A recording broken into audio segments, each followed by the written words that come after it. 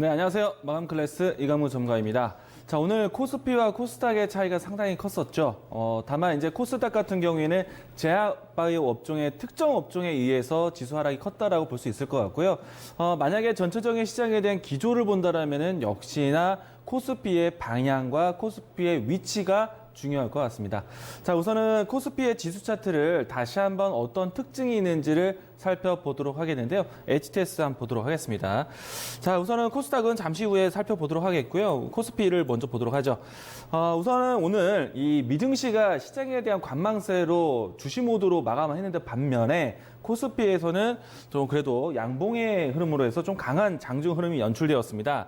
다만 오늘 장 초반대 오전장에 좀 강했지만은 오후장에는 여전히 또 시장을 좀 관망세로 마감하는, 그러니까 조정이 보이면서 마감을 했습니다. 자, 이 모습은 제가 최근에 좀 이야기를 드렸던 것처럼 시장에 대한 기조가 오전에는 움직임이 좋았다가 오후장에 밀리는 형태들.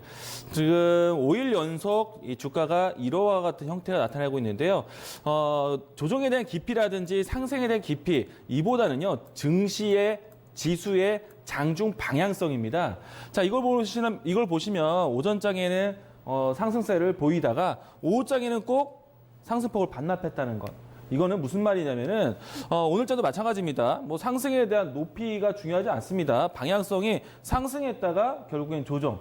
이거는 장 후반이 약하다는 얘기예요. 그러면 지수에 대한 흐름들이 약하다라면은 장중의 흐름들의 종목들은 어떻겠습니까? 상승했던 거를 어느 정도 좀 반납하면서 시장을 마감한다는 얘기죠. 그러면 시장에서 계속해서 수익을 혹은 현금을 확보하면서 움직임을 대응하셔야 된다는 얘기입니다. 오늘장에서도 여실히 보여줬다라고 볼 수 있겠고요. 아마도 이와 같은 흐름들은 내일장에서도 연속될 겁니다. 왜냐하면은 내일부터 본격적으로 시작되는 G20 정상회담, 그리고 주요 정상회담이 남겨져 있기 때문에 그런 이벤트를 앞두고 시장은 계속해서 장후반대에 테스트를 거치면서 마감할 수밖에 없을 것 같습니다. 일단 이런 기조를 생각하시면서 오늘장, 내일장에 대한 준비들, 그러니까 대응에 대한 부분들을 염두를 하셔야 된다는 거 이야기 드리도록 하겠고요. 자, 그러면 오늘장에 대한 마감 이야기들 건네보도록 하겠습니다. 자, 코스닥이 오늘 좀 심각하게 좀 빠졌죠. 다만 전체적인 시장에 대한 기조가 안 좋았다기보다는 코스닥의 일정 부분의 특정 섹터, 제약바이오 섹터의 연이은 하락으로 해서 700선까지 이탈한 모습 연출되었습니다. 제가 일전에도 이야기를 드렸지만 이 코스피, 코스닥 양시장의 지수에 대한 저점 인식이 강할 때 먼저 사야 되는 업종들 IT만 이야기를 건네드렸었죠. 그리고 제약바이오 섹터는 지금 아니다. 제가 오늘 낮에 방송을 할 때도 마찬가지였습니다.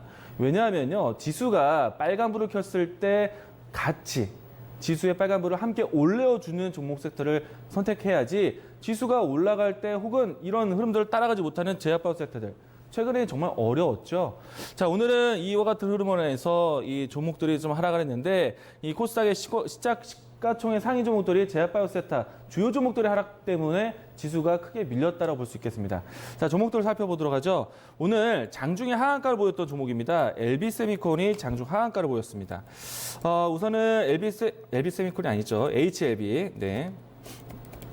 자, 주가 차트 보시면은 사실 최근에 좀 저점권을 확인하는 계속 그런 과정이 연출되었지만은 전체적인 제약바이오 섹터에 대한 흐름이 좀 크지 않았다.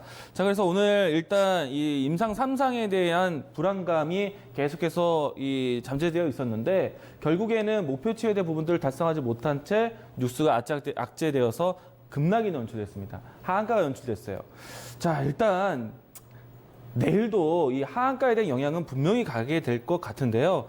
우선은 HLB는 내일 만약에 이 장 초반 때부터 해서 급락이 연출되면은 사실 깊은 조정이 나온다면은 마이너스 10% 이하까지 떨어져서 출발할 수가 있습니다.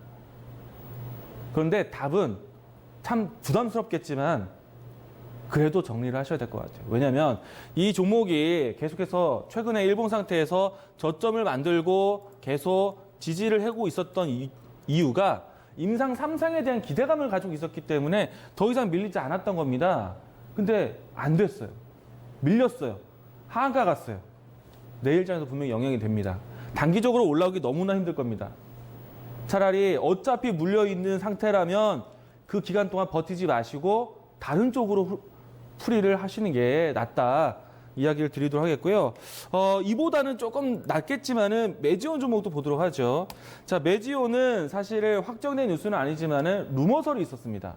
오늘 HLB, 메지온, 신라젠, 또 이 헬릭스미스 인상 33을 기다리고 있었던 종목들, 그들 종목들이 모두 다 일제히 하락을 했는데 각각의 요소가 마찬가지입니다. 물론 이제 지금 남아있는 메지온이라든지 신라제, 헬릭스미스 같은 경우는 확정된 뉴스까지는 기다려봐야겠지만은 이 추이를 올리기에는 상당히 부담이 될 거예요.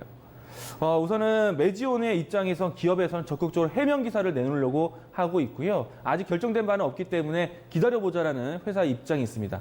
28일 날 알려줄 것으로 예상되고 있는데 내일장에서 만약에 시장의 이 실망감을 충족시키지 못한다면은 연속적인 하락 불가피합니다. 그래서 내일장에서는요, 중요한 가격대가 10만 원 아닐 때 회복 못하면요, 이 종목 보기 어렵습니다. 물론 이제 이 메지온이 가지고 있는 그 기술력에 대한 기대감은 저평가되었다라고 했지만은 시장에 대한 심리가 상당히 불안한 상태이기 때문에 내일 만약에 10만 원 회복 못하면 이 종목 역시나 정리 관점을 보여야 된다. 얘기 드리도록 하겠고요.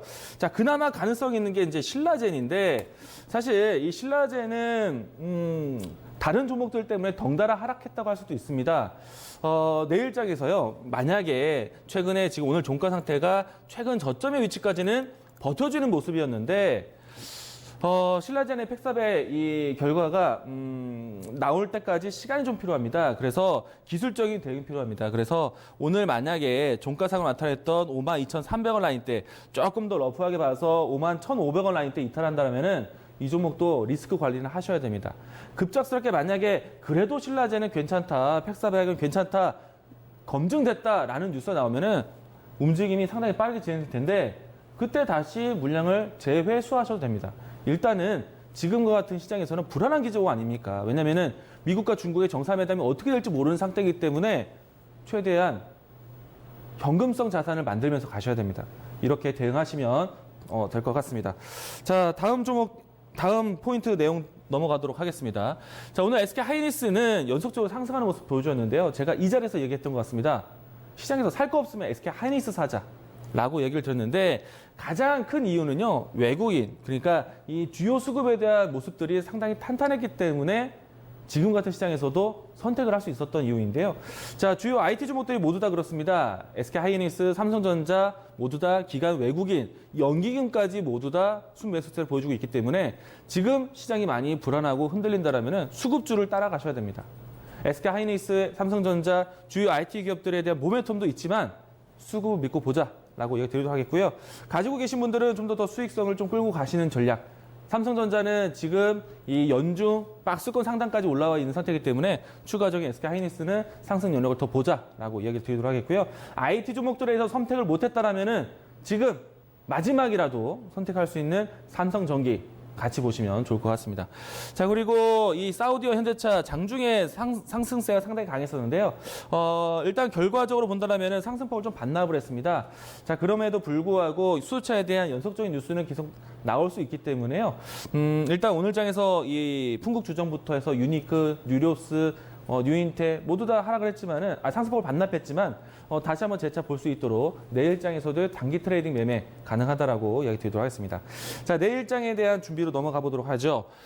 우선은 역시나 시장에 대한 관점은요, 미국과 중국의 정상회담 일정을 예의주시하고 있습니다. 관망세에 대해서 시장을 지켜보고 있기 때문에 특별하게 이 지수에 관련된 연동되는 종목들을 선택하기보다는 절대적으로 시장에 수급이 있는 종목들, 그러니까 오늘 SK 하이닉스, 삼성전자처럼 외국인, 연기금이 주도적으로 들어오고 있는 IT 섹터들 뿐만 아니라 기관에서도 전체적으로 선택하고 있는 섹터들에 대해서 접근하실 필요가 있을 것 같고요.